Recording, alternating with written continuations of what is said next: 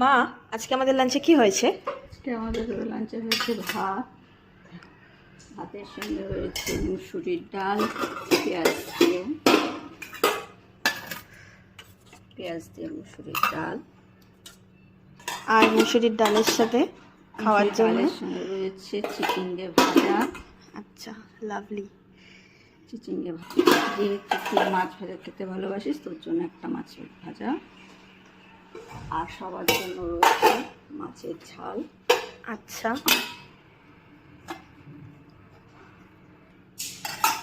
রয়েছে মাছের ঝাল, চাটনি, আমের চাটনি, সে আবার শেষে টক দই আর লেবু। সো আজকে আমার লাঞ্চের থালি হচ্ছে এটাই।